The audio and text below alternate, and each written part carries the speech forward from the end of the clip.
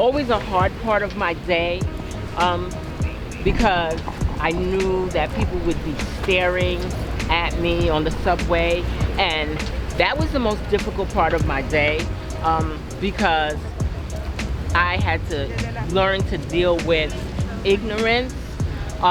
The people with the sunglasses, you got sunglasses on. Why do you have to pull your sunglasses down to look at me when you can see through your sunglasses? The closer I got to the subway, the little more of the anxiety would start.